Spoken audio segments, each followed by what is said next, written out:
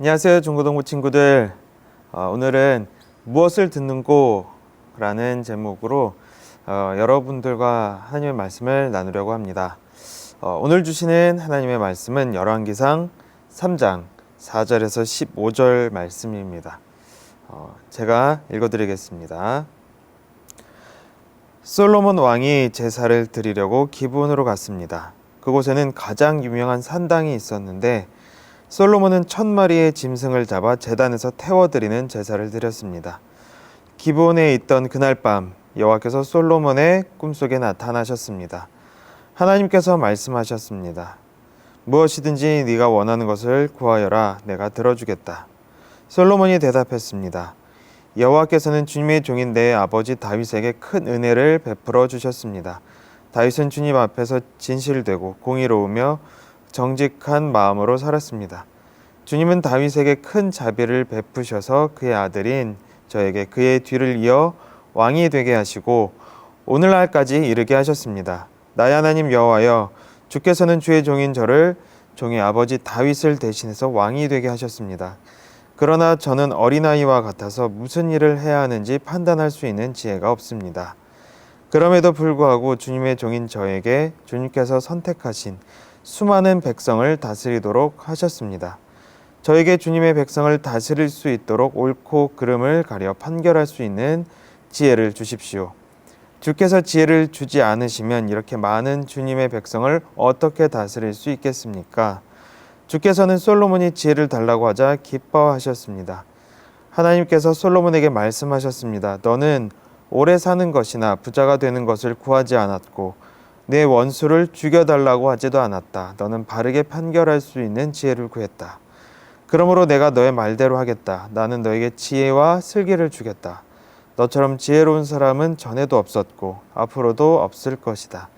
뿐만 아니라 네가 구하지 않은 것까지도 주겠다. 너는 부와 영광을 누릴 것이며 내 평생토록 너와 같은 왕은 어디에도 없을 것이다.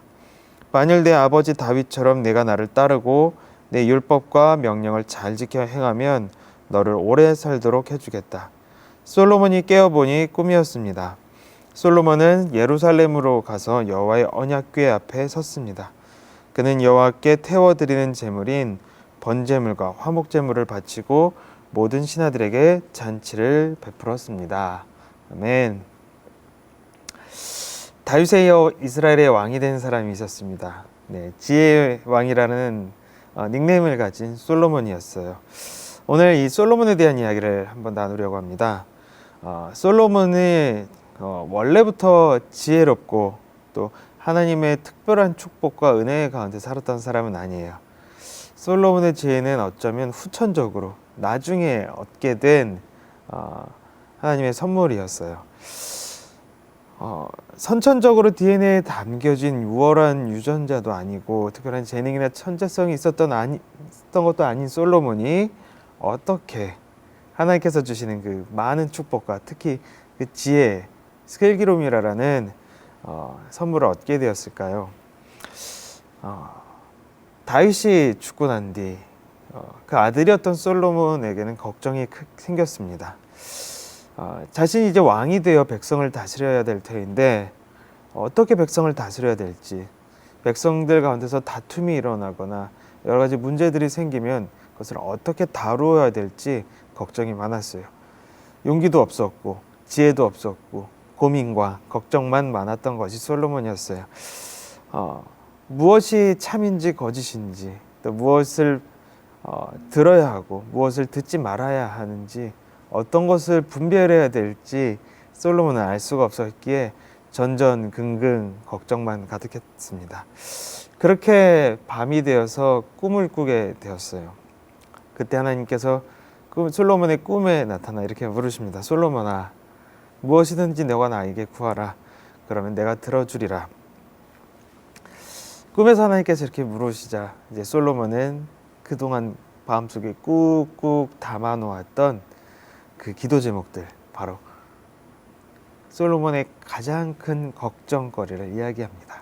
자, 그럼 여러분의 소원은 무엇일까요? 하나님께서 여러분의 꿈속에 나타나서 누구누구야, 너의 소원이 무엇이니 내가 들어주겠다라고 이야기하시면 여러분은 무엇라고 대답을 하실까요?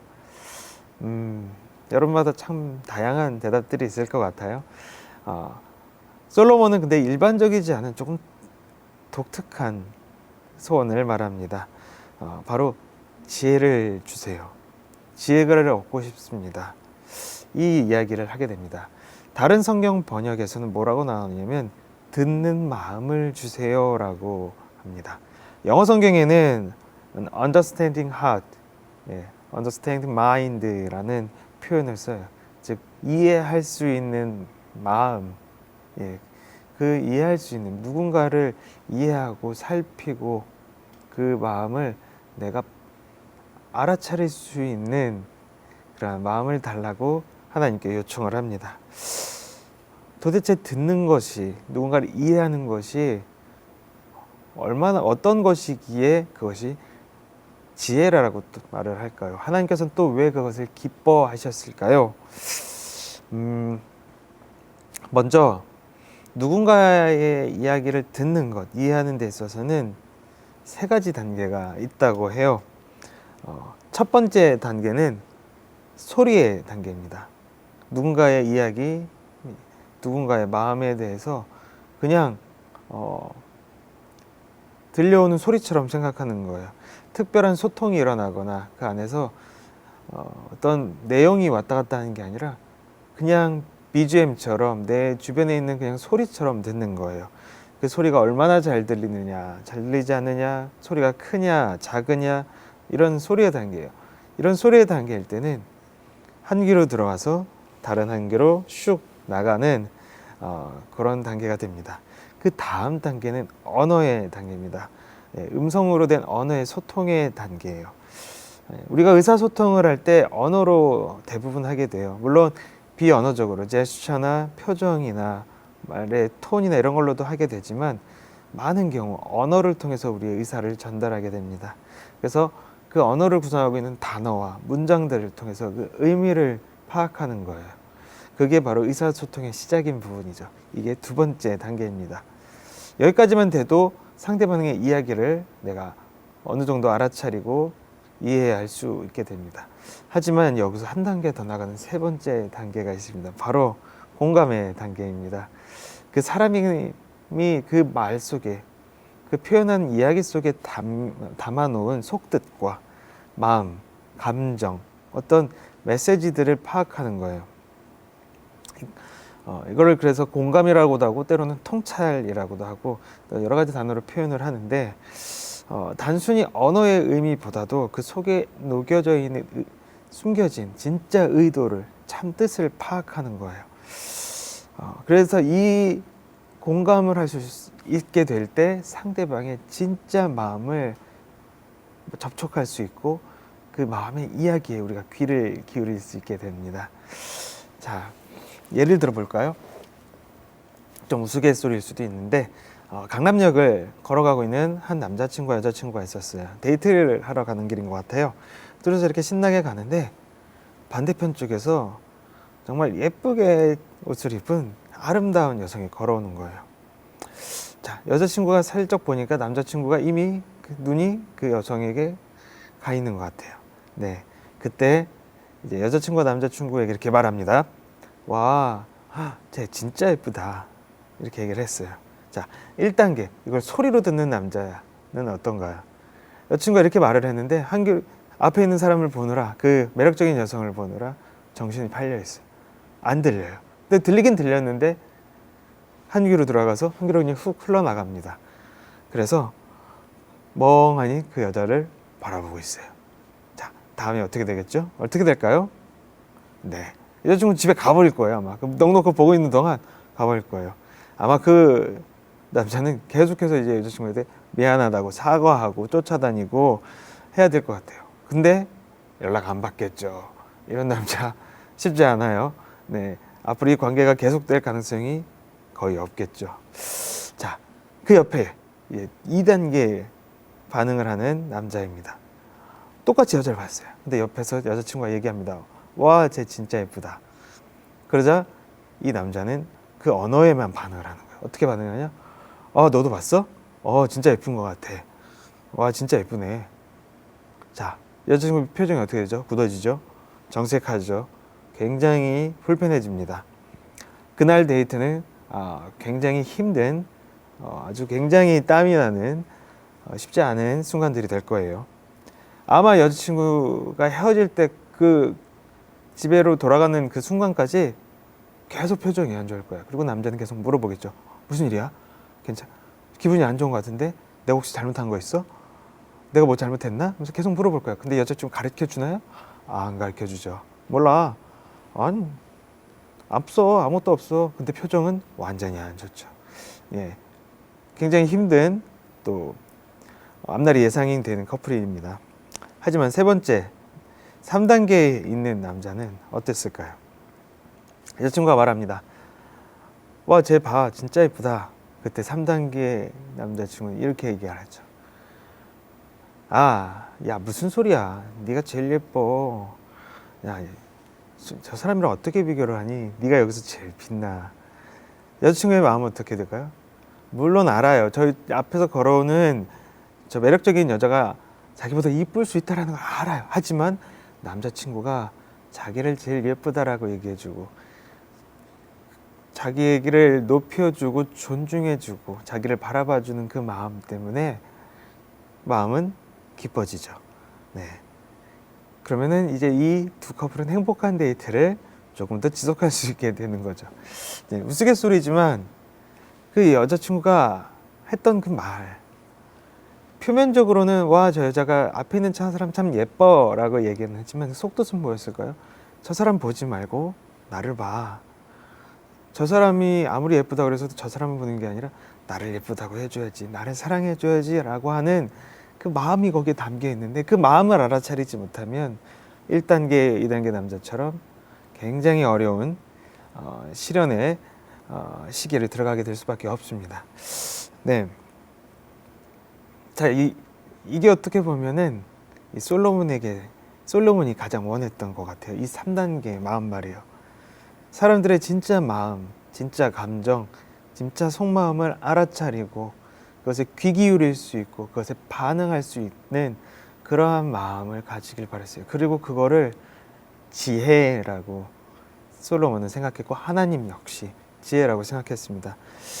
자, 왜 이게 지혜인지 그 이유는 또 한 가지가 있는데 뭐냐면 누군가의 마음에 깊숙이 공감하고 알아차리고 귀 기울이기 위해서는 그 사람 마음을 향한 사랑과 관심, 집중이 있어야 되기 때문입니다.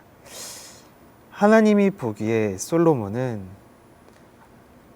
마음의 관심과 사랑과 집중이 나 자신, 내 욕심과 내 필요와 내 계획과 내 생각에 가 있는 것이 아니라 하나님이 맡겨주신 이스라엘 백성을 향해 있었다라는 것을 보셨기 때문이에요. 솔로몬은 자기가 맡은 백성을 사랑했어요.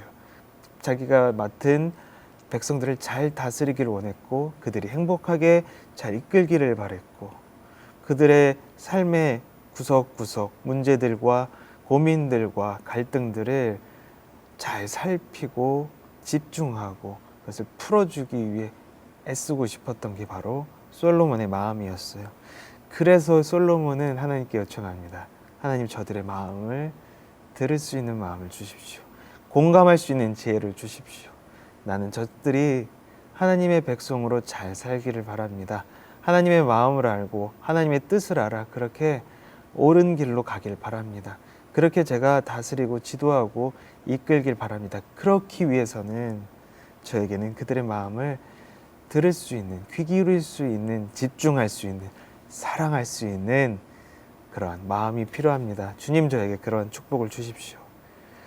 주님께서 맡겨주신 그 사람들을 제가 잘 챙기고 살피고 사랑하겠습니다. 이것이 바로 솔로몬의 마음이었던 것 같아요. 하나님 그 마음을 보고 너무 기뻐하셨어요. 하나님 역시 속뜻을, 속에 있는 마음을, 그 속에 있는 메시지를 보시는 분이시기 때문이에요. 하나님도 우리 말보다 더 깊숙이 있는 우리 마음속에 있는 깊은 중심들을 보시는 분이 바로 하나님이시기 때문이에요. 하나님께서는 여러분들을 향해서도 이런 마음을 품고 계십니다. 때로는 여러분 입술에서 투덜거리고 원망하고 때로는 가시돋친 말이 나올지라도 그럼에도 그 마음속 깊은 곳에 있는 여러분들의 기도 제목들과 간절한 소망들과 또 여러 가지 걱정과 근심에 귀를 기울이고 그런 부분들을 살피고 또 도와주고 사랑하시길 바라는 게 바로 하나님의 마음이에요. 솔로몬에게 그랬던 것처럼 여러분도 하나님께서 그런 마음으로 또 서로를 바라보기를 또한 바라시고 계십니다. 여러분들이 하나님을 바라보실 때 여러분의 마음에 귀 기울이시고 집중하시고 사랑하시는 분이 바로 하나님이심을 기억하길 바랍니다. 그 듣는 마음에 듣는 지혜의 시작은 바로 하나님에서 시작을 했습니다. 그리고 또한 하나님은 그 축복을 그 선물을 우리에게도 주고 싶어 하세요. 그래서 우리가 서로의 마음을 살피고 공감하고 사랑하면서 아름답게 우리가 또 관계들을 맺어가기를 바라고 계십니다. 예수님을 이 땅에 보내신 이유, 예수 그리스도를 우리에게 보내신 이유도 바로 그런 이유예요. 우리의 마음을 공감하기에, 우리의 그 말하지 못하는, 미처 다 표현하지 못하는 우리의 걱정과 근심과 고민들, 아픔들을 아시기에, 우리의 지침과 피로를 아시기에, 그래서 예수님을 이 땅에 보내셨고 우리를 어루만지고 살피시고 우리를 사랑하도록 그 삶을 우리에게 주셨습니다. 여러분들도 그 마음을, 하나님의 마음을 기억하며 사시기를 축복합니다. 또한 여러분 주위에 있는 친구들, 가족들의 마음속 깊은 소리에도 귀 기울이고 사랑할 수 있는 그런 축복이 있기를 소망합니다. 안녕.